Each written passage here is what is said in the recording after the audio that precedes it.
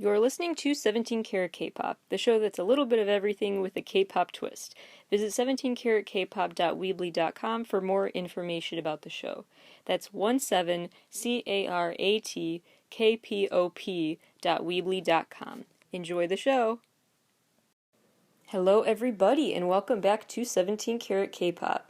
Before we get into today's topic, just real quick PSA, Lollapalooza is officially going digital this year, and you can catch the stream as I will be doing starting this Thursday for 4 nights on YouTube. So free streaming, everyone can go to Lollapalooza this year. So again, that starts this Thursday at 5 p.m. Central Time. And there are over 130 acts there. There's everyone from Vic Mensa to Tyler the Creator to Alice in Wonderland to... there's just so many. There's actually Michaela will be there as well. Michaela, the CGI girl that I talked a lot about in a few previous episodes of the show. Go ahead and check out the episode called Miku and Michaela if you're into that. Or the If I Could Turn Back Time episode, that one I talk about Miku and the CGI musicians as well. So that will be very interesting. Paul McCartney and other legends will also be performing. Ellie Goulding and other pop legends. There is a lot in store, so I'm excited to tune in, so make sure you do starting this Thursday. And if you donate to a Lollapalooza PayPal fund by August 2nd, then they will match your donation up to $10,000, and all that money is going to the Equal Justice Initiative. So this is a fundraising stream of sorts for the Equal Justice Initiative as well. So great music mixed with a great cause. You gotta love it. All right. Today's recommendation is to check out Yukika's new album. It's called Soul Lady, S-O-U-L Lady, but it also is a play on words with Seoul, the capital of South Korea. And Yukika is a Japanese artist, but she, similar to the concept we talked about in a recent episode, trained under the K-pop model, essentially, is trying to be a K-pop star. And so... that's also interesting, but what's extra interesting to me is how she has a unique sound already, because she's relatively new still as an artist. This is her first full-length album, and it's already very Yukika. You know, sometimes artists take quite a while to really find their unique niche and vibe, and she already owns that. She has a very unique, classically Yukika aesthetic and concept going for her. The continuity I really admire and respect in an artist, especially when they're just relatively early in their career. So I really like the unique things she's doing. My favorite song of hers is probably Neon Still, which was one of her earliest singles, but the whole album is refreshing and unique to her specifically. So check out Yukika's new album. As for what to view, my recommendation for what to watch is TOO's new mystery show. TOO Mystery is the name of it. It's free to stream on YouTube. There are English subtitles, and they've become, I don't know, maybe they've surpassed Gravity for my favorite rookies of 2020, dare I say it. I really like them. The past few months really gained more appreciation for them and their energy and their unique concept. Again, they're a group that really does seem to have found their sound quite early, so that's impressive. Quite early on in their concept phase, since their debut, they've really already found a way to make a name for themselves. So aside from just wanting to support them, it is just entertaining. So make sure you check that out as well. Alright, Rex over for now. Today's theme, we are going to talk about, I know I promised I will have an AT-specific episode, a TXT-specific one, and some other specific artist ones in the very near future. But first, I thought it would be best to lay some groundwork by going over some broader themes and things like that about other artists' work. And so today we are going to revisit some artists' work that there are new aspects of that I've drawn connections of. I've been thinking a lot more, even more than usual lately, about 17 and their lyrics and storyline and all of the themes that run through it. And I've been drawing all these connections in my head to storylines and concepts embodied in the work of BTS and NCT. So I'm just going to tie in a bunch of different artist lines, just overall show the comparing and contrasting their storylines, what they're doing different, and what overall themes they're embodying in terms of philosophy, literature references. There is a lot to unpack there with these artists and the symbolism in their videos and the lyric analysis we could do. So I'm really just going to theorize about these groups and their storylines. So just please keep that in mind as I talk about it, that it is all my theories. You are free to interpret their work as you want. That's what the beauty of K-pop and music overall is the video storyline, the aspects of it that you notice the most, the Easter eggs you spot, the way you interpret connections between concepts. It's all can be so individual, and I just think that's one of the coolest things about their storyline. So I'm by no means the authority on this, but here are my thoughts based on some quotes they've actually said about their work, but also just, my general conclusions I've reached. So take it with a grain of salt, but also know I kind of did my research and have been thinking about this a lot, so I'm semi-confident in my theories here. So, but let me know what you think and talk to 17 Carat K-Pop on Twitter, and I'd love to keep the conversation going there. First, though, let's go through some really quick headlines, and then we will get to our analysis. So, the latest updates, there have been a few. So, first of all, Music Bank, the music show, has issued an apology because the other day they awarded Blackpink an award that should have gone to XOSC, literally should have, point value-wise. XOSC had over 6,400 votes, and Blackpink only had 6,080 votes, but Blackpink was named the winner. Luckily, the artists weren't there to have some sort of really awkward moment, like a Steve Harvey moment when the award ends up going to EXO after confusion. Luckily, that didn't happen. They weren't there in person for that fiasco to happen, but it's still kind of a big oops on their part. So they did issue an apology and promised to not do that again. Other big news, so there's this Italian magazine company called Sprea, I believe, Sprea. This Italian company has, right now, about 50 different specialty magazine issues that they regularly release. So if you're really into a specific sport or a specific artist or some aspect of some cultural aspect, there may be a specialty magazine that is regularly released for that. So it's like it's like a collector's edition magazine, but on a regular basis that you get for a specific subtopic that you're a passionate fan of. That's kind of what this company does. And so their latest specialty magazine is a BTS-themed thing. So this is going to be a new bi-monthly release with at least 80 pages of pictures and articles and everything BTS related. The company issued a statement about this saying that it is their overt goal, really, to be actively trying to spread Hallyu, promote Hallyu in Italy, and to tap into the big K-pop fan base there. So they really are trying to spread, starting with BTS, more Hallyu content in Italy. So it'll be interesting what the response is to that. As exciting as this may sound, the one hesitation and concern I have, as well as other fans have, is that Big Hit Entertainment was asked about this development, and their statement basically says, well, we didn't give permission for this, but they didn't say they're going to take legal action against it, so they may just not bother, because it may not necessarily be defamation. It's just more press. It's not like they're making a huge 80-page tabloids, false rumor-filled, scandal-filled magazine. It's not malicious intent. It sounds like this company really does just want to spread Hallyu in Italy with BTS's help. So maybe that's why Big Hit will probably not sue them, but they could take legal action probably, because the way the statement was worded made it seem like this is happening without their permission. So the images being used and the quotes being taken from articles and whatnot all could be violating copyright laws, although there may be a difference between copyright freedoms in Italy versus South Korea that come into play here. So I don't know what's going to happen. I don't think much of anything will happen, but we will find out. I think the only way that they would just discard this whole idea is if the fan backlash was extra strong in Italy, because if ARMY around the world are mad about this, I don't know if that would really affect them as much as if Italian Army say they don't want this, but maybe they do, and don't care if technically they got the right copyright permission to use content from Big Hit Entertainment or not.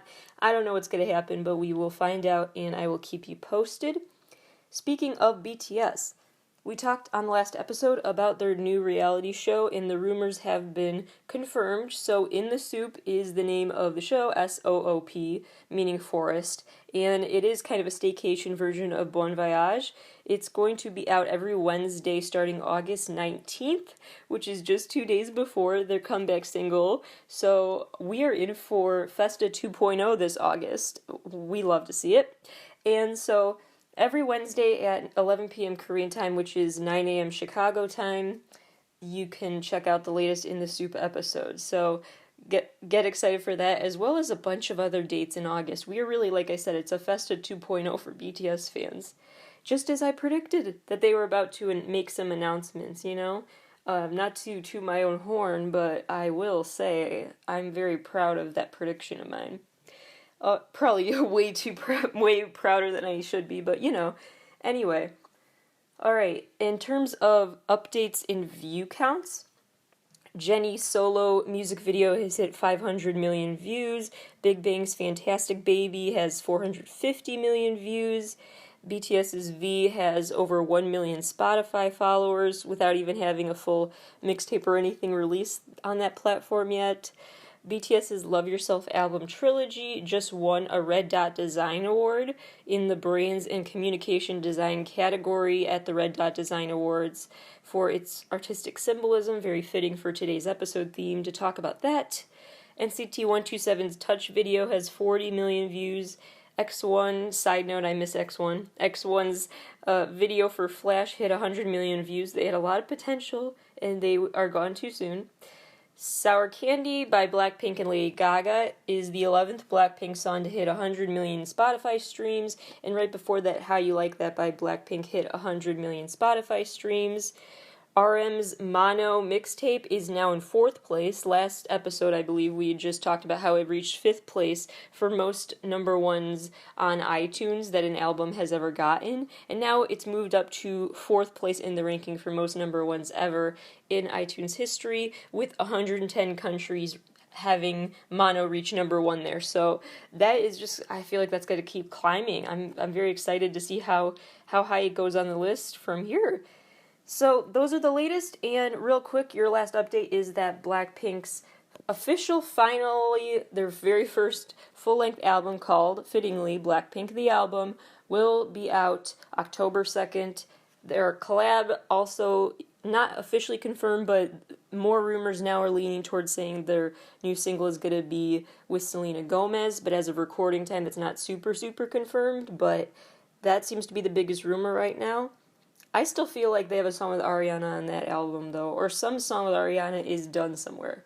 It's not just a talked about thing. I really feel like they've made it, and it's complete, and it's in a digital vault somewhere. Who knows when we'll hear it, but I do feel like they made something for real. So I don't know if that is going to be an extra thing here or released later, but I'm excited to find out. Alright, in the world of quarantunes, talking about the new ways that the music industry is adapting to this wild, unprecedented time.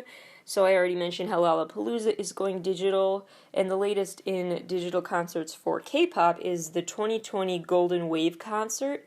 This event you can check out August 4th on V Live. It has AB6, Six, Pentagon, Kim Jae-hwan, and Park Jae-hoon, which is a pretty stacked lineup. So that's really exciting. It also sounds like it will have some interactive fan elements, time for Q&A and whatnot, and so it'll be kind of like K-Contact again, or a YouTube live stream of sorts, and there will be special close-up fan cam options, so you can check out your bias during the show more than the others if you want.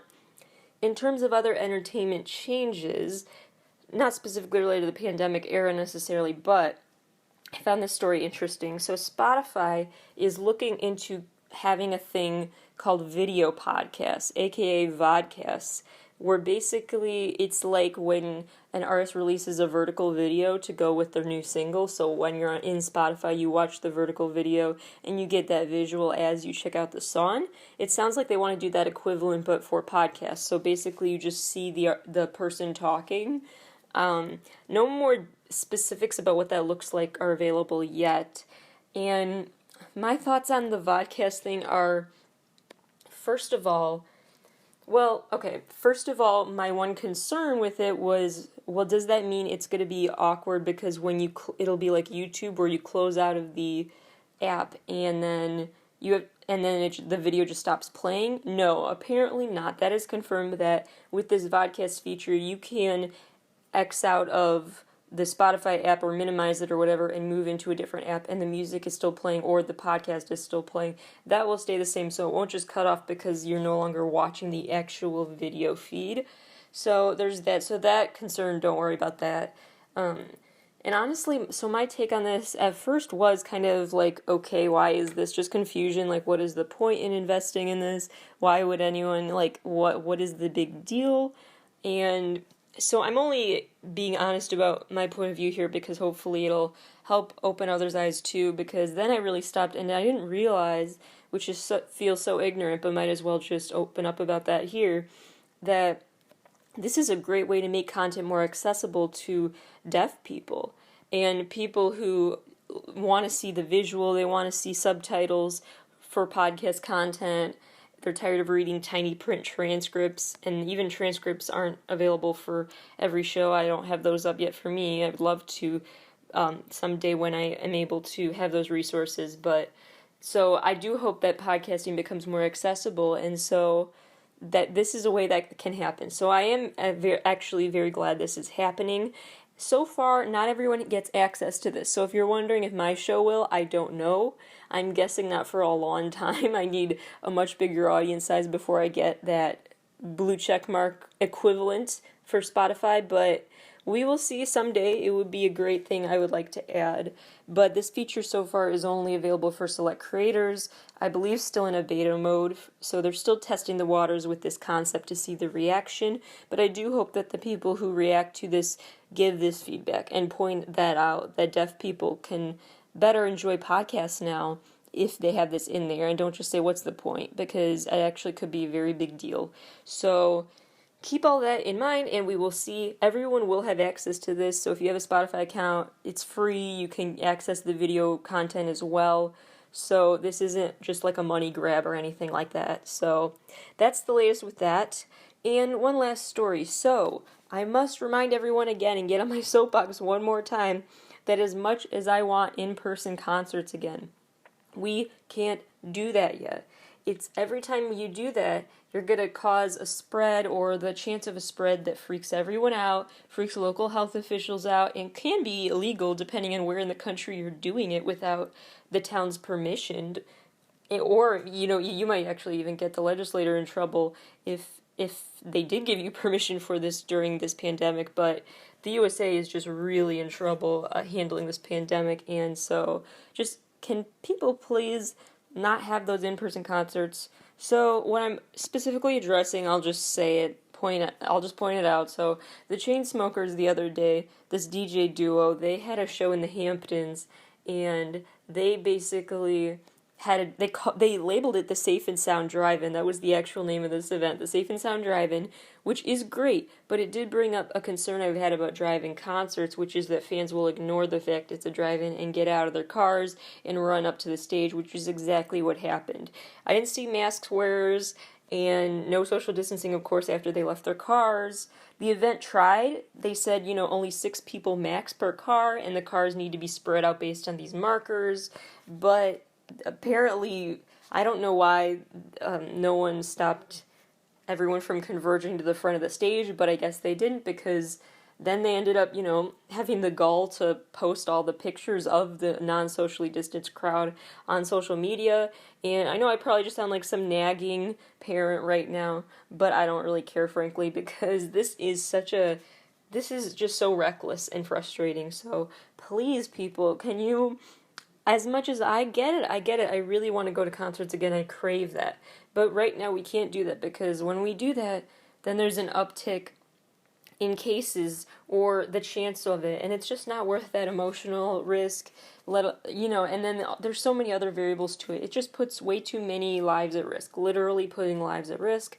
We just can't do that right now. It's selfish, and music is all about tapping into the best of people, and music and concerts are a great time to get to know other fans and really show a selfless nature. But we can't do that if everyone's using a concert as a selfish tool to have fun while ignoring the fact that they might be putting people at risk by asymptomatically spreading the virus, which you're probably most likely to do right now if you're in the USA at concerts, because we just don't have the same level of containment practices and everything. So it's just causing a bunch of headaches. And then imagine what health officials have to go through for contact tracing after a concert. Do you know how hard it is to try to track down and talk to everyone you went into contact with at a concert afterwards? So let's just avoid giving health officials an extra unnecessary headache.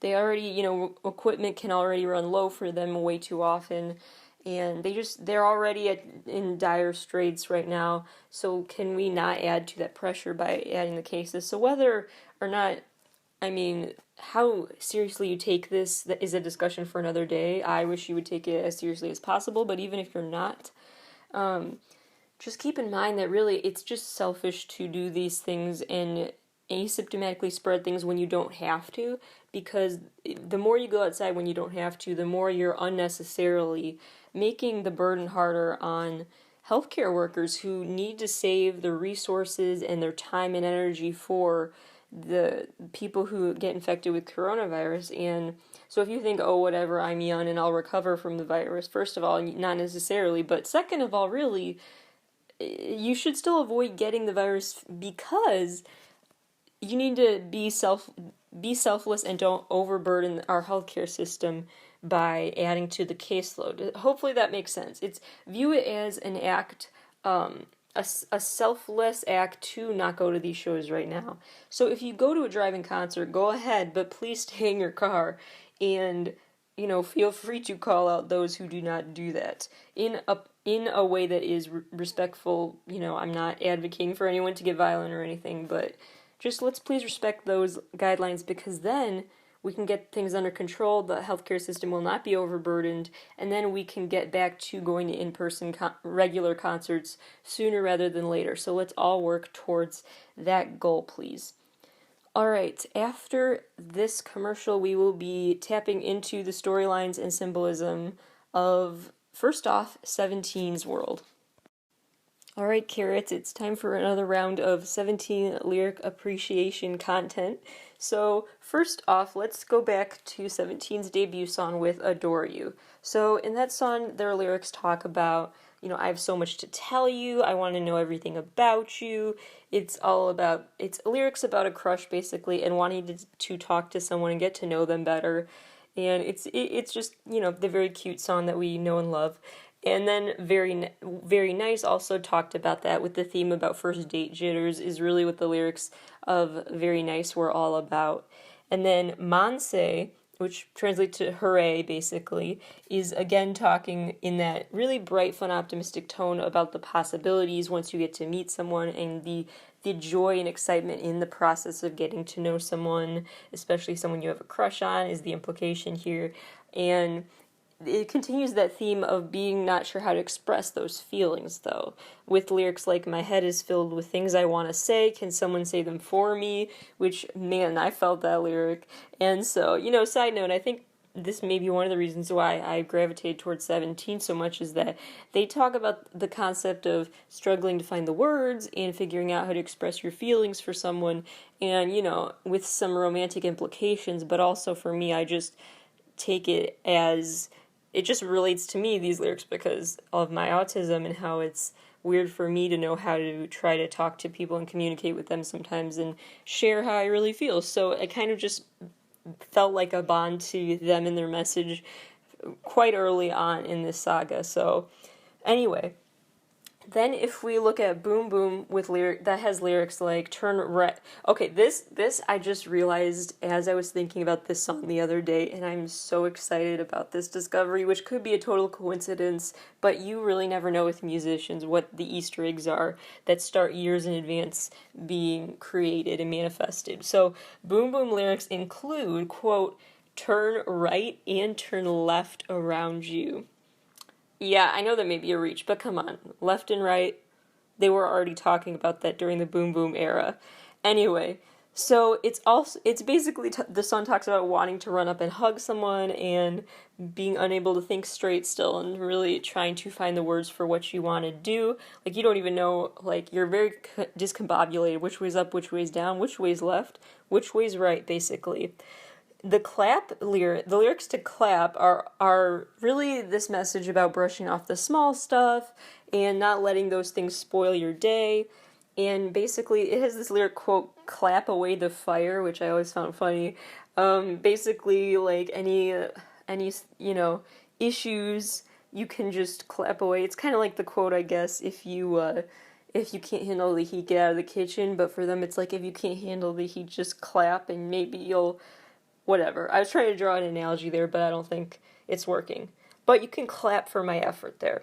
Anyway, so it's all about really just trying to still find a good day, even though you're still struggling with having the right words to say, basically. Then we got a huge tone contrast starting with Getting Closer. So in that era, and those lyrics refer to it as well as the darker color palette and everything they used for their video, the Getting Closer lyrics reference all of these different terms. It uses words in terms like falling down, sinking deeper, shadows, shouts, paralyzed, I'm a mess, I'm still in the same spot as I was. And then the biggest lyric that stood out to me is Where Are My Friends, which gets repeated several times. And so really it's about this feeling of feeling lost and confused, but at a much darker extent than the previous songs and lyrics had alluded to. This was released as part of the same comeback as Home, as like the pre-release single for that era. So then when Home came along, that was an interesting partner song, which really is like a comforting song. So here's my thought on this, and this is not confirmed, it's my theory, but I feel like Getting Closer was written from one perspective, and then Home is like the other person in the friendship or relationship's perspective of, because Home is all about I'm here to comfort you, I'm here for you, I'll catch you if you fall, and then the other song is more about what do? I need someone to catch me and hug me and everything. And so it's basically like the fear mixed with the comfort song, and I just felt like that was a very very fitting and intentional duo of song releases. If we speed up to I'll talk about My first. So My, even though this is a little out of the timeline, I'm not going in chronological order, but it'll make sense eventually. So then in My, they were talking about really going your own pace in life, going, my way. It has really cute lyrics like row your dreams beyond the parallel lines and stuff like that. Figure out your own course to go in life and follow that. Just go for your goals and don't worry about how fast or slow other people are on the way to their goals and dreams. And I also really love the lyric. This is just more of a side note, not symbolic really, but that they said clouds are like umbrellas for the sun. And I've been really thinking about that a lot now. Clouds are the umbrellas of the sun, and that is just...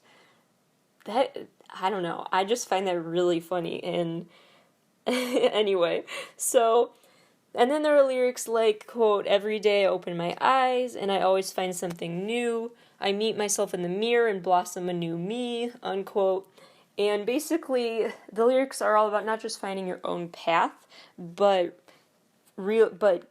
basically owning your path, being excited every day. So it's a really cool contrast to me, because now in the storyline, we still have the continuity of this bright tone. Now, we'll get to the Getting Closer hiccup in the road in the storyline later, but dismissing that for right now, we have that through line of optimistic content, and just that lighthearted feel and this optimism, but also, besides the cheerful vibes, there was this underlying current of nerves and discouragement and uncertainty about what do I say, what do I do, where am I going in life. So all those doubts. So basically optimism but riddled with self-doubt was kind of their message from all the way back from the Adore You era. But then when we get to My, it's basically like the undercurrents aren't actually dark. Like it's all brighter. So it's not just a bright facade, it's authentic now. They really stepped into their own, and that's what the lyrics show, which I find very cool. So with My, they're basically saying, I'm excited. So they basically had the concept in like earlier videos like, oh, I don't know where I'm going, and that scares me. And now with My, it's, oh, I still don't know where I'm going, but I'm excited at that. I turn my nerves and fears into joy and excitement at the possibilities every day, to start over every day and everything that could happen if I just let it and not try to rush it. And there is another lyric in there, no need to rush. They literally say that in the song, you're doing fine, no need to rush. And nothing's set in stone, nothing's too fast or too slow, all lyrics from the song. And so I really like that overall message that it was all about their journey, not the destination. Then if we talk about the dark side, though, with the getting closer concept, we kind of had those feelings bubble up again for fear. So I know I'm not going chronological order, but just stay with me here. So in the Fear song, there are all these quotes like, you must erase your memories of me, I am poison, I'm afraid of myself, I'm afraid I'll eventually change you too. Basically fearing you're a bad influence on someone, and, stay away from me, I'm not worth it, and I'm not a good influence. And I'm just, how could anyone love someone like me is the melodramatic way you could interpret it. And so that's what the concept of fear was all about. But then we have this partner song, Fearless, which has, and we've already talked about some of the ways that the lyrics parallel each other with Fear and Fearless intentionally are grouped together. But aside from that, some new things we haven't discussed yet are lyrics like, it says, there's one part, quote, above erased memory, reblooming venom, I don't want to open my eyes, I saw myself falling apart. So basically, it's again this thought of, the reblooming venom term I find very interesting here, how it's like the concept of blossoming anew every day is back in their lyrics, but the poison reference is again in their lyrics still. So it's not like everything's peachy keen, but everything's not terrible either. It's that mix of the highs and lows in life, and that's basically what that song encapsulates. And there's other lyrics I like are new day, new me, break this wall, give me something new. That's the big repeated part in the chorus, give me something new. Like, all right, you know what? I still have this fear, and this poison is the symbolism that I have to deal with, the poison of self-doubt, of feeling like I'm, a burden on other people, or, all those insecurities you might be perpetuating on others and worry about that impact. Okay, I still have to deal with all those. I can't wait for those to go away because that day will never come. But also, give me something new, life. Bring it on. And that feels like what their message is there. And I also like the quote, maybe I didn't bother you. Come to think of it, it's nothing. So I just kind of love that, and that one really hits me because I feel that all the time. Like, I'm just like I'm a burden on someone, or if I tell them my problems, like I'm just complaining or whatever. And so those lyrics it's interesting how they have that same feeling in Fear, but then in Fearless they turn around to say, come to think of it, it's nothing. What am I doing? Because, we can really get so worked up in our heads about how we might be seen to others, and a lot of the time that's not how we're seen at all. We're all our worst critic, and that's what those songs really embody, that concept of we're all our own worst critic. And so the basic overall connection here that I'm going to make between 17 and then some other groups is how they address this concept of taking the goody and the bad in life, the yin and yang, the need for the rain to appreciate the rainbows in life, and basically they've learned how to have a just better, improved, perfect life, and it's really not about that as much as it is your journey towards ideals. And it's not really about an ideal life, it's towards redefining what your ideal life is, to leave room for human error and to leave room to be kinder to yourself. And so that seems to be an overall concept, taking the good with the bad in life and rolling with the punches. And also really embodies that duality of the angel and devil on your shoulder, proverbially speaking. And that is something that we have to dive into when talking about BTS, because as we've said on many previous episodes, which you can check out, they're all called BTS something, or Seven or Nothing. The episode called Seven or Nothing also addresses this. BTS is always talking about that contrast. Their overall storyline can be best summed up by that duality of dream versus reality, good versus bad, good versus evil, all of that. And so if you recall from our discussions about the blood, sweat, and tears part of the BTS saga, that really helped bring home these points from the book Demian, that was a literary reference BTS used. So Demian is a German novel by Hermann Hesse. It was released in 1919, so a little over a century ago, but it still has these themes that are still so relevant to the human experience, which I find interesting. So anyway, so the story of Demian really talks about that contrast between worlds, the good versus evil, I guess you could say. So there are these two main characters in the story you need to know, Sinclair and Demian. There's Emil Sinclair and Max Demian. And Sinclair is basically this main character who struggles between the world of illusion and the world of spiritual truth, the world of illusion and the world of just daily life reality, and basically he has a hard time emotionally and mentally deciphering what belongs in what world. And so it's a very philosophical story, very introspective, and basically throughout the story, long story short, Demian is this sidekick of sorts that Sinclair starts relying on to help him. So Demian turns into a friend of his, sort of, and a partner in helping him decipher the difference and realize that he wants to tear down that superficial, artificial world and step into what he views as the ideal world. Basically, it's all a metaphor for the realization of the self. So this part of the conversation is going to get very philosophy-based and psychology-based. So basically stepping into the concept of a self and figuring out what that means is what the book is really all about. And throughout the book, Sinclair does continue to seek out these older mentors to help him figure it out, but he does kind of learn that ultimately the person that will help him figure out who he is just himself. Super resonant with the BTS Love Yourself whole concept there. And so there are a few main characters in this story that are of note. There is one guy named Franz Kromer. He's basically the bully of the story, and his bullying basically leads Sinclair to meet Demian. So what I mean by that is, yeah, spoiler alert, but this book was released a century ago, so I hope I can give spoilers by now. So basically, it turns out Demian is a figment of Sinclair's imagination, and is basically his imaginary friend that's walking him through the process. Again, going back to the theme of he didn't really need help all along. He had the tools within him all along to find himself. And so Sinclair basically creates this imaginary friend as a coping mechanism after the bullying faced after Franz Kromer gets to him.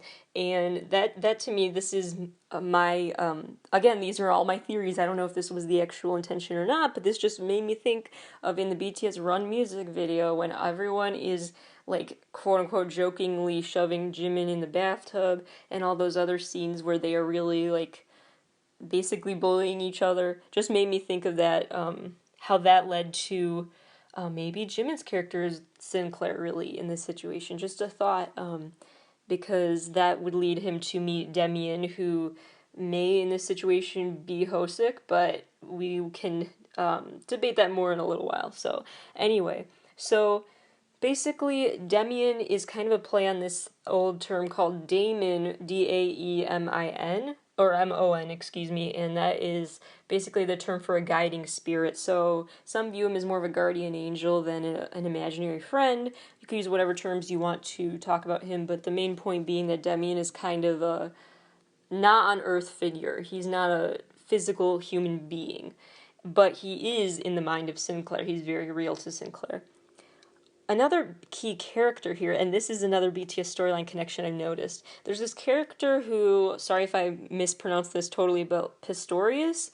And so Pistorius is basically this organ player at a local church, and basically introduces Sinclair to these ways to spiritually heal and self-reflect. Basically a religious father figure of sorts for Sinclair's journey. Then there's this other character, Alphonse Beck, who is basically, he's a peer at Sinclair's boarding school who introduces him to the dark world of drinking and other stuff that you can expect people to get into maybe in the dark corners of boarding schools or any school really.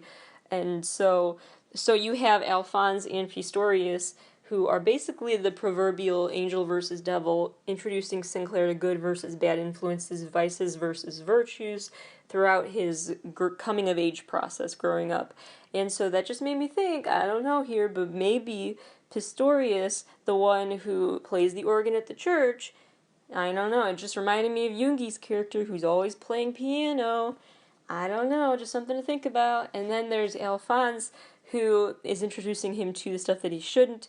That I'm debating which BTS member that might be represented by, but it might be one of them. It might be one of them who pulled Jimin into the party room in the Run music video, or I don't know, I'm still thinking about that. But I feel like they're both represented at points throughout the whole video series, so something to keep in mind. And then here, this one is a lot more likely, I think, my prediction for how this is represented through BTS's story. There's this character, Frau Eva, and Frau Eva is Demian's mom. So the character that is Sinclair's friend's mom, and basically she's basically a personified version of everything Sinclair would want in a motherly figure, in some guiding figure. She's the epitome of all the good traits a human could have. And she's not real, but is to Sinclair, again, as real as Demian is to Sinclair, which is very real.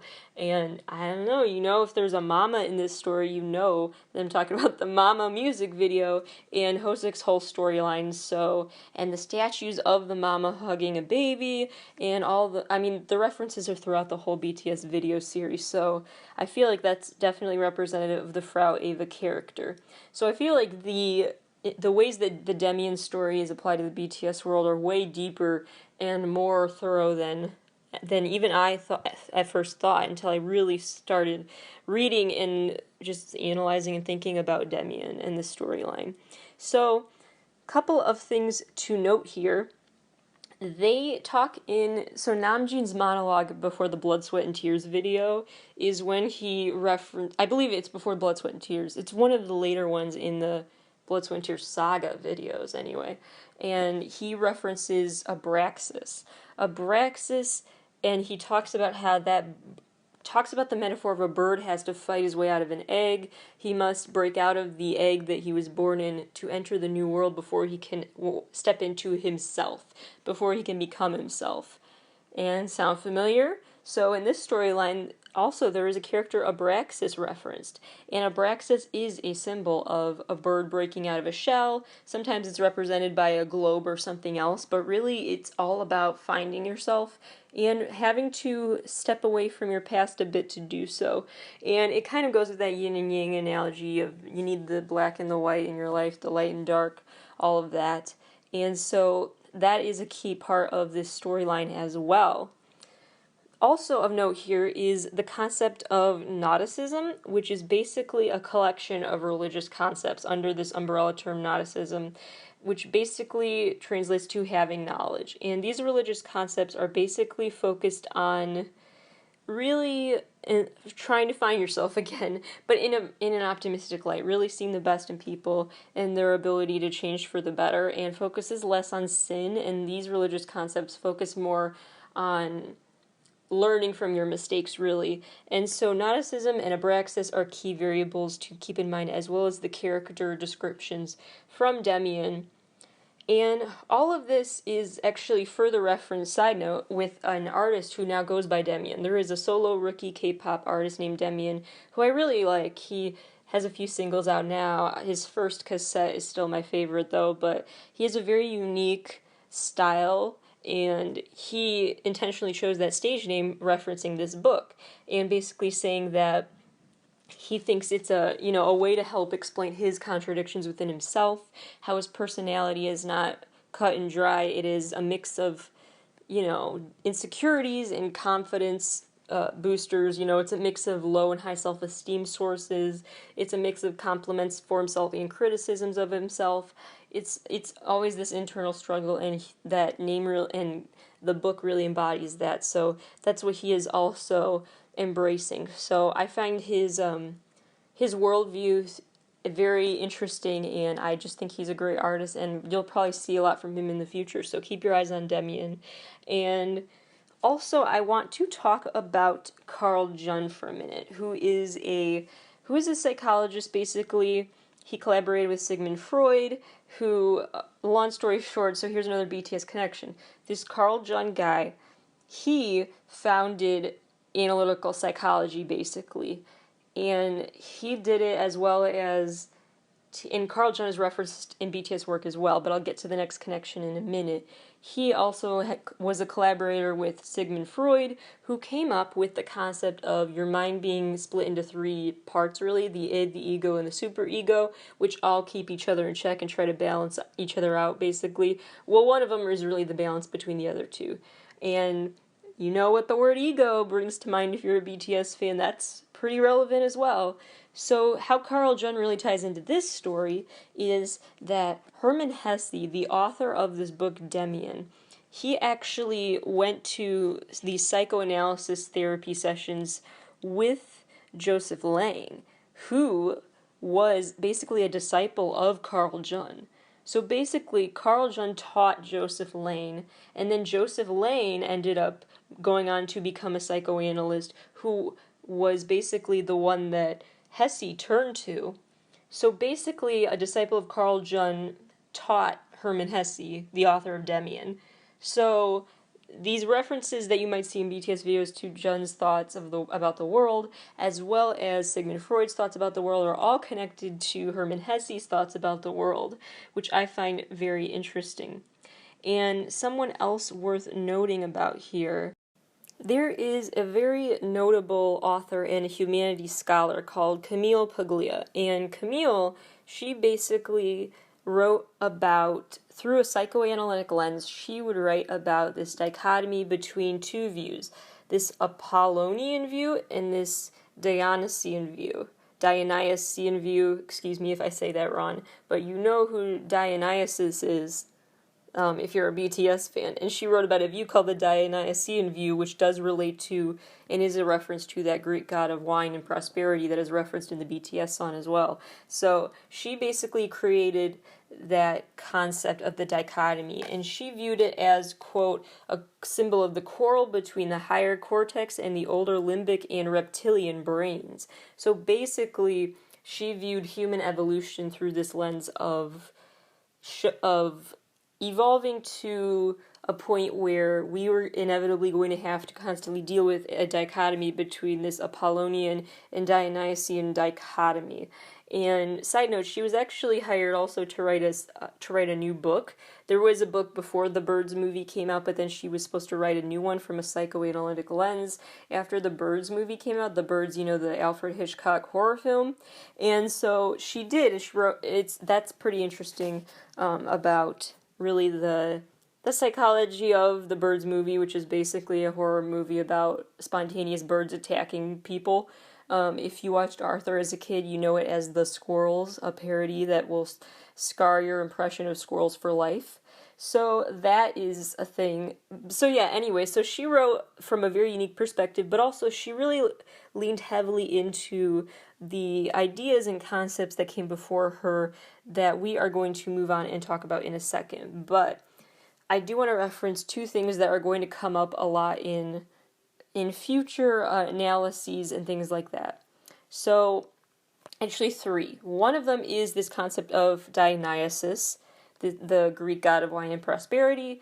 Also, basically, this Dionysian train of thought that Camille wrote about is, quote, relating to the sensual, spontaneous, and emotional aspects of human nature.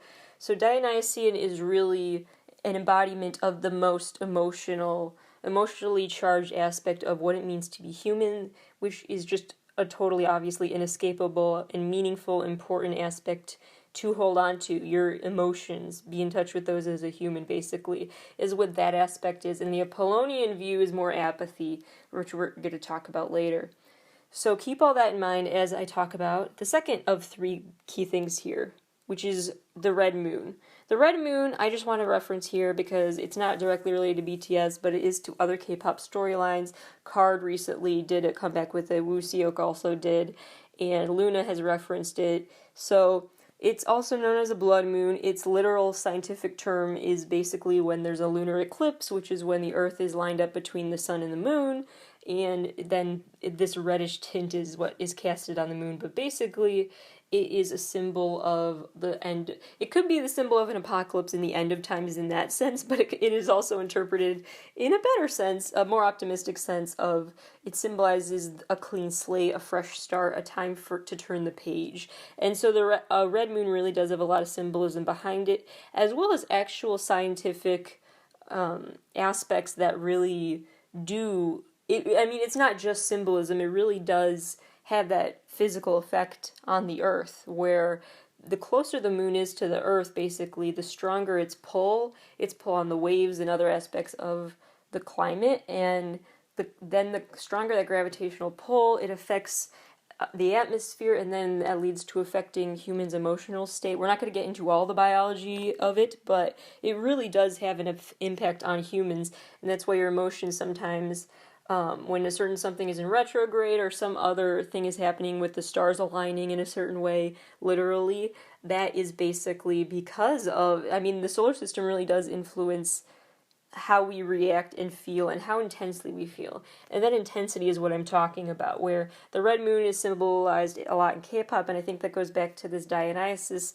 concept of really tapping into the most emotional core of what it means to be human and not shying away from that, and having to embrace those emotions in order to move on to the next fresh start in life. Third thing is the concept of mirrors, which we talked about before on BTS episodes, what the mirror represents, and that other self. But as we continue to talk about these parallel world themes, I just want to bring it up again. So this seems to happen a lot where basically you realize you're your own worst enemy as you look in the mirror. This was on clear display in this video from Infinite for their Bad single.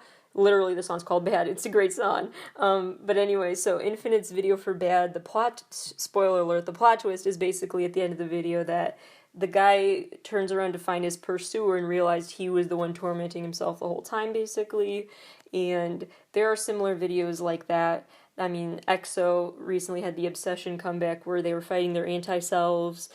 There were multiples of Sunmi when she had the Siren video and she was trying to decide what identity to fight versus accept, or she was very uncomfortable with the different identities and trying to grapple with the fact she was owning all of them. There's the video for The Shadow by Boa where she's watching herself perform on stage, so she's watching through a screen herself on a stage, basically. So different versions of herself, basically. And then, of course, you have ATs facing themselves in the Say My Name video. I could go on and on. But basically that trying to literally face yourself is a repeated theme that we're going to discuss today, as we already have been. And it all seems to relate somewhat to Dionysus, who relates to Camille, who relates to Demian, and Hermann Hesse, and this other guy we're about to talk about. So, if you know the meme of the guy using the strings to tie different pieces of paper together and that has the whole conspiracy theory wall, that meme is basically my life as a K-pop fan. I am drawing so many connections between storylines, whether they're legit the intended connections or not, but they are there and I see them there. So, anyway, now we need to talk about this guy, Friedrich Nietzsche. Again, I'm sorry if I mispronounced that. He is a French philosopher, Friedrich Nietzsche. He said, quote, "One must still have chaos in oneself to be able to give birth to a dancing star. You still need to hold on to your chaos." And it reminds me a little bit of the Robin Williams quote of everyone needs a little spark of madness or something like that. And also, I see that quote resonating with BTS's Black Swan video and lyrics, where they talk about the need to still have that flame inside them of passion to continue on this path, this career path. So, but that contrast and that fear of losing your passion is the chaos that Friedrich is referring to. One must still have chaos in them to give birth to a dancing star, which just really seems to have parallels to the Black Swan lyrics. So, why am I talking about Friedrich? We are going to get into more connections in a minute. First, to better understand what he's talking about, he had four main. I basically can summarize his thousands of pages of views into the four main categories.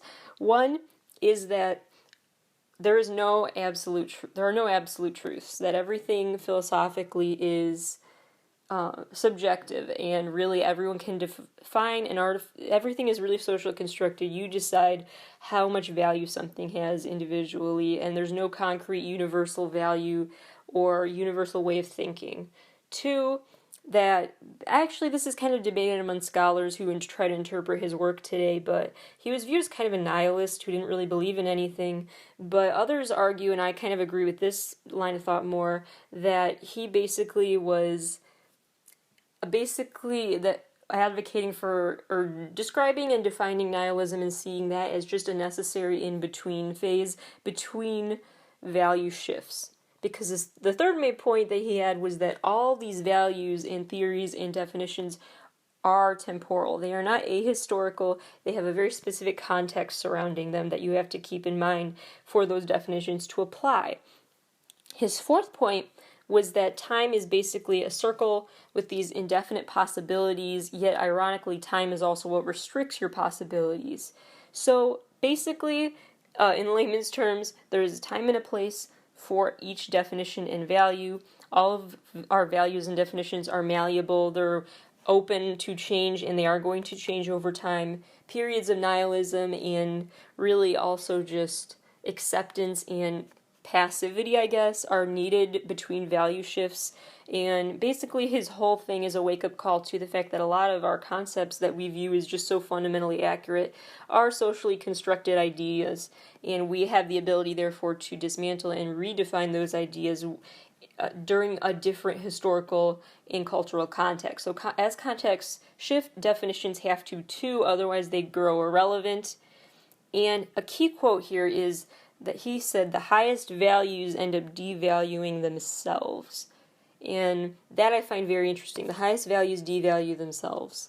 So there's a lot of debate about what he meant by that. But basically I see it as if you highly value something so much to the point where you aren't even open to hearing what someone else values that may differ a little bit, then you've devalued your own opinion. It lacks meaning if you don't let in other opinions.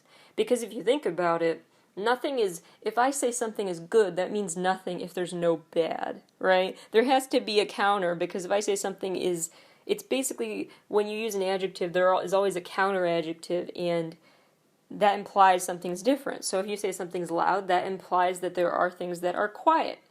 If you say something is big, that implies some things are small. That's just how things work.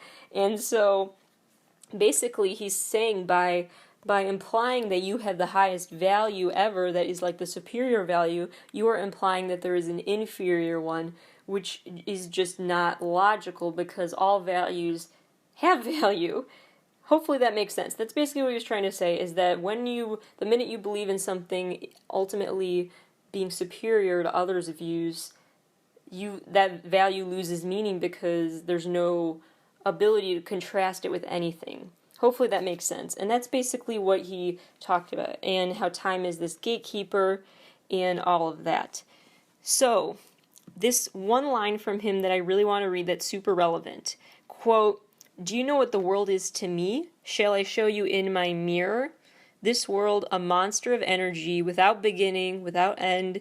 This is my Dionysian world of the eternally self-creating, the eternally self-destroying." So that quote from him sums up everything pretty much. The Dionysian, I'm sorry, I'm probably mispronouncing that, but that reference has to do with basically the world that you're creating. He's saying, this is my Dionysian world. This is my world of embracing the ultimate human emotions and just what it really means to be human, and rejecting the Apollonian view of nihilism and apathy, and viewing apathy as something that is the biggest issue to ever have, really, to not be emotionally invested in your life, kind of a thing. And so he's basically saying, I'll show you my mirror for what the world means to me. Obviously, we know the symbolism there.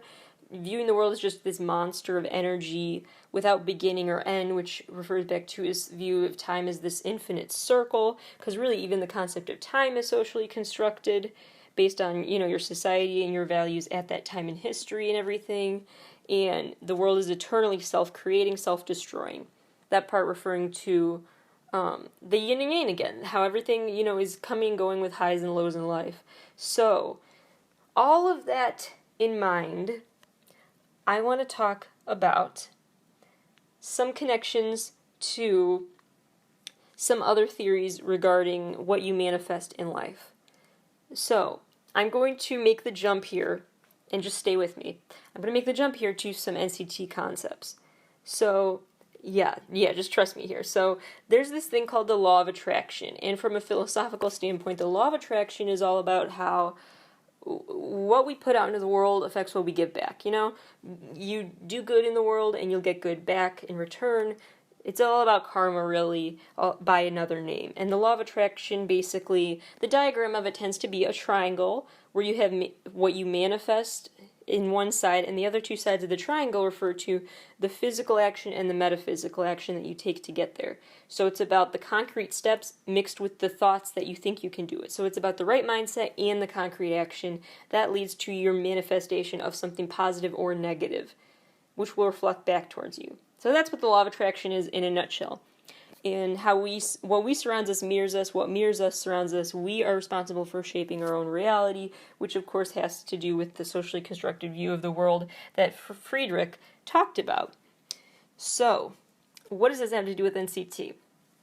So, I've been thinking a lot about this. So again, this part is going to be all my theory. Totally all my theory. I could be totally wrong, and that's okay, but this is the theory I got into. So, thinking about the law of attraction, there is this diagram NCT posted once that I continue to revert back to and think about, where they showed a picture of these circles that were kind of lined up.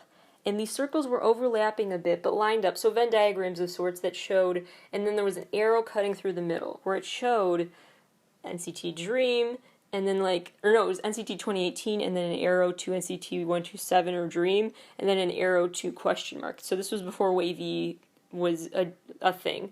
And so, anyway, so there was this arrow and overlapping circles. So a few things here. And I know I could totally be reaching on all of this, and this could all mean nothing, but just let me have this. So, basically, my theory is, okay, so this represents a couple things. That image was huge because it showed the lining of circles in a way that looked like the alignment of planets, or the alignment of the sun, moon, and earth that happens during an eclipse and a red moon. I'm just saying, there could be that symbolism hidden in there. Then you have the fact that there's the arrow basically cutting a line between the two halves of the circle. So now you've got the mirror image. I'm just saying, a mirror image here. Maybe we're about to talk about a Mobius strip storyline with two different worlds. Keep that in mind. Then, if you think about it, there is when all the NCT members finally came together in 2018, all 21 for 2018, they basically had these promo pics where they were sitting on this balcony ledge. It was for the Boss video promos. And Taeyeon's in the front with the red hair. Maybe you know what I'm talking about. Anyway, they're on this balcony type thing with a diagonal or triangular corner. So basically, the shape of the picture shows that they're sitting on a triangle. A triangle like the law of attraction diagram. So basically, when NCT all came together, they're showing a law of attraction. And just stick with me here. And so that is something I've been thinking about a lot, is that seems to be one of the influences here. Alright, so we'll get back to that thought in a minute. let's look at some NCT lyrics that will back up my claims. So in the song Go, Mark is talking about, he says, another quote, another pain, another page. If no one can understand me, then my dream will make you understand. So he's trying to make you see his dreams. Trust your ego, and for everything else closed. This isn't just my monologue, we're dreaming together. Dreamers shout back. They're talking about the concept of dreaming, so keep that in mind. Then we have lyrics in Yesterday, and that is when Taeyeon basically says, quote, I'm sorry for yesterday, but today's me doesn't know you. Basically saying he's a brand new person now. Then, quote, an obstacle's blocking me. I need the courage to break through and wake me up from this dream. Alright, so let's think about those dream references as we talk about the timeline of this. In 2016, they released songs called Wake Up, Another World, Paradise, and Mad City. They probably wanted to contrast Paradise, Mad City, talking about a different world, just saying. 2018, we had Dear Dream and Dreaming. So Dear Dream came out, and the song Dreaming came out by NCT 127. 2019, we had Dream Run, Dream Launch, Boom by NCT Dream, and Wakey Wakey. All about being awake and dreams, and then Boom. Then in 2020, we had Boom by NCT 127. I don't think those were not partner songs by coincidence. And in 2020, we have Daydream and Dreams Come True. Then with Wavy, we had Awaken the World, Up From Here, like it can only go up from here, and Turn Back Time. So, that's a lot. But then we have other contrasts too. Like, My First and Last was an NCT Dream song, and End to Start was an NCT 127 song. First and Last, and then End to Start. There are verses. This whole thing, NCT Dream storyline, NCT 127's Wavies, I don't know, I'm feeling like these are parallel universe type storylines. Then we have NCT Dream release Quiet Down, and NCT 127 release Sit Down. Then we have, okay, this one's a bigger reach, but just trust me. NCT Dream had the song Puzzle Piece, and NCT 127 had a song that goes, We Can Solve It. Puzzle Piece, We Can Solve It. I'm just saying. Okay, there's even more I've noticed. So there is a lot here, though. And then you've got Johnny, who drove the race car in the regular video, and then Mark drove the race car in the Super M video. So I'm just saying there are a lot of connections between Super M and NCT and Wavy and all of it. And so this to me is so huge. How I know this may sound totally wild, but I've just been wondering if this is all my theory of what I think is they're saying is that NCT Dream and NCT 127 and Wavy are all like a little like the Luna storyline, where Luna's storyline is basically like the Mobius strip where you have Earth and then you have like the ideal world and then the opposite. I don't even know if I can say the word on a podcast, Hell, but basically that's what one represents, and then you have heaven and earth. And so, to me, like, Wavy is down there, and then they're sinning up from here, they gotta get up from there. And then you have NCT in this dream world, and, one subunit keeps going into, like, regular earth, and then, I just feel like these are kind of like that's Luna's storyline in that way, where it's a Mobius strip situation, it's a parallel world situation, it's half dreaming, half reality situation. Alright, and you want further proof even, the actual album description, the official album description released for the NCT's regular album it is, quote, a highly conceptualized compilation of tracks that bridge the dream world with reality. So I'm pretty much right about that part. Then if you look at Johnny's interlude from the regular to irregular, he says in the monologue, in the interlude, all that we see or seem is but a dream within a dream.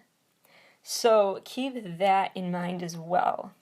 I was also thinking about when all the members finally came together for that Back on Black and Boss. Well, Boss wasn't all of them, but you know what I mean. It was that NCT 2018 era. And so Back on Black came out. And you know what's interesting about the color black that they went to? The wearing black attracts everything. It does. It absorbs everything. The color black absorbs everything. It's really the absence of color, but we're not going to go into the science of it right now, and the technicalities there. But white, the color white is what people wear in the summer when it's hot out because it reflects everything, whereas black absorbs the heat. So black attracts everything. Think about that. They're going back to black, attracting everything, and we're talking about the law of attraction. I don't know. Maybe there's something there. I don't know. Just something to think about. Then, think about the number 127. Yes, I know they said that those are the coordinates of soul and that's all it means. But in terms of angel numbers, the angel number 127 is, I looked this up, the angel number 127 is basically a symbol of manifesting your dreams into reality. So it does have deeper meaning, and it also shows that your belief in your abilities and your journey will act to propel you to success. So basically saying that if you manifest this, hence the law of attraction, you will make your dream a reality. So NCT's whole storyline is the law of attraction and manifesting things and making them happen so that your dream world merges with the real world. And that in the process, hopefully, you get rid of the totally evil world that I think Wave V is stuck in. So stick with me a little more here while I talk about some stuff. Wave V has, in the Turn Back Time video, they seem to be in different rooms that symbolize different evils. So I'm thinking this is a seven sins metaphor being at play here. So the punishments technically for the seven sins include things that you saw in the video. So the punishments for the seven sins are you're broken on the wheel, they say. You get submerged in freezing water. You get set on fire, force-fed rats. There's a lot of like gross stuff. But yeah, and there's the big one to keep in mind is that the punishment for greed is boiling oil. And we saw the boiler room in that video that kept getting hotter, I'm just saying.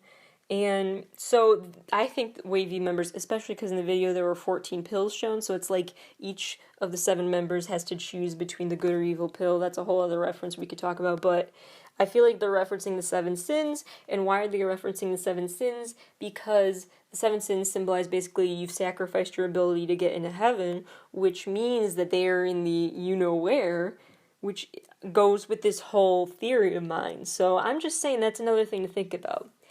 Then think about Win-Win. So Win-Win's character, yeah, we could talk about literally how it's frustrating that he was basically kicked out of NCT 127 and went to go with Wave V and all that, and if he really had a say in that. We'll talk about that later. But just for the storyline's sake, what if it kind of was intentional? Think about Win-Win's character. So in the regular music video, that was the last main comeback, I believe, where Win-Win, well, and Simon Says, but the Regulate era was Win-Win's final time with NCT 127.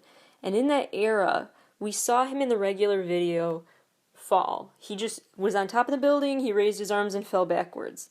So, okay, this is pretty dark, so, and trigger warning if you don't want to even hear like a metaphor for death, but what if Win-Win fell off that building on purpose because he realized life wasn't, what was the purpose of life for him if he was just going to focus on material things? Because the song Regular is all about, I need the bag, I need the money, I need the jewels, and he wasn't happy with that, so his character died by thinking the greed isn't worth it, the materials do not buy happiness, and so he just gave up. Or, I don't know a better way to put it. But that could be part of the storyline too. So his character basically got killed off, refusing to conform to those evils that are in the world, but then he ended up then kind of being praised for giving up greed because in the Simon Says promo, he got that sash that showed that he was basically like the winner. In the Simon Says video, he had like the pageant sash outfit and the whole, the white robe and everything. Like he was a deity after he had given up greed. I'm thinking that was a big character move for him. How that connects to him suddenly going into the Wave V world, I don't know. That's another story and debate we should have, but Something to keep in mind. So, there's a lot to unpack here, I think. But my overall theory is that all the contrasts and parallels between what the NCT subunits do are intentional, and they're connected, and they tell this story about what you attract in your life and how you reflect and shape your own reality, and what is a dream and what is not. And I think those are the concepts that NCT is talking about. Not in a concrete way as in this is the answer and this is how you should look at it, but just in a way where, yeah, that is how it is looked at. So that is something to keep in mind. So one quick final word on this. The connections to Super M go farther than Mark driving the car, I think, because there are parts in NCT videos where you see those ball type things, like the silver balls. You know that in the Super M they were that were up above them in the air as they were dancing. Just rewatch Japping if you need to know what I'm talking about. But in that video, those things come up in NCT videos as well. Those balls that seem to have a lot of power, like those are their energy sources. Keep that in mind as well, that this is like all a game that might be being manipulated.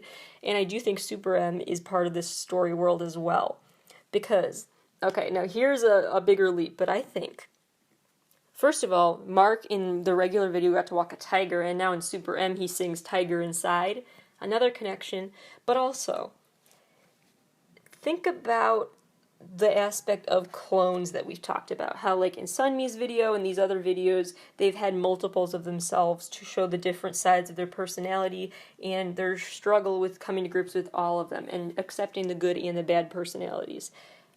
That is here too, because in the Super M promo videos, Taeyeon has a bunch of clones and they're all watching in the movie theater his performance. See, it reminds me of that Boa video. It reminds me of the other clone videos where they're watching themselves and other parts of themselves instead of being able to put all themselves together again and make peace with every part of themselves. And so that seems to be at play here too. So dealing with the self and stepping into the self is what this is all about as well. Okay, so here's my other theory about this universe. What if this is not just a dream within a dream, but a dream within a dream within a dream or something like that? What if this is one of those things where it is so like them watching themselves in a movie, watching themselves in a movie, watching themselves in a movie? What if it's all these layers and dimensions? Because what if this is all a movie? Because think about it, Taeyeon's character and all the clones were watching him in the theater. And here's my weird jump and stretch in this theory, but in Wavy's Turn Back Time video, they say 5, 4, 3, 2, but they don't say the 1. You know who doesn't say the 1? Cameramen on a movie set. They don't say the 1. They say 5, 4, 3, 2, just like Wavy did. I don't know. I'm just saying. Maybe some evil mastermind is behind the scenes manipulating this movie. Just something to think about. So I think this may all be a dream within a dream within a dream, or a movie within a dream within a movie. Parts of this are so reality and parts are such surrealness. So I think that is going to continue to present itself with these connections. All of this to say that I think NCT's concept is really all about the vision of your future and the past, the good, the bad, dream versus reality, the world of illusion versus the world of what's real, trying to grapple with what is real and how to redefine that. And all of these main issues at play in the NCT world are also at play in the BTS world. They're also at play basically in Demian's story and other literature that K-pop stars have turned to. They also have to do with combating the 7 sins or else, and they have to do with the whole Dionysian way of the world, which is embracing the most emotional human part of you and accepting the other parts as well, with the red moon metaphor and being willing to turn the page but struggling to do so. And this all connects back to Friedrich Nietzsche, who was that French philosopher who said you need chaos in you to give birth to a star. So if they are movie stars in this theory, they need that chaos within them that comes from a sense of imposter syndrome, a sense of trying to figure out who they are, and a sense of what world they want to be in and how much they can help shape their own world and wake up their own world. So, those are all my theories, backed by all the clues I could find in these videos, all of these Easter eggs I've noticed, all of these other ways of comparing and contrasting these music video worlds. All things to think about. I definitely think SM Entertainment especially has a lot of connections between its artist worlds, or at least the NCT Wavy world and Super M. So, those are my thoughts. There are a lot more I have that I can save for another episode, but that is the episode for today. Those are my thoughts and the literary references to back them up. So I hope you found these theories interesting. Let me know on social media if you have other theories or similar ideas. Love to have this conversation more. Obviously, I'm very invested in these worlds, so I would love to keep having that conversation. As well as with 17, we have to talk about them and their lyrics more because I think they tell really powerful stories behind just what sound like cheery bubblegum songs. They really have deeper content hidden within that as well. So stay tuned for that as well. More talk about them, and just stay tuned for their music and Stan 17. In conclusion, Stan 17, that was the whole episode. Let's just sum it up there. Alright, I will see you all probably late this week for the next episode. Until then, have a good one, and thank you for listening.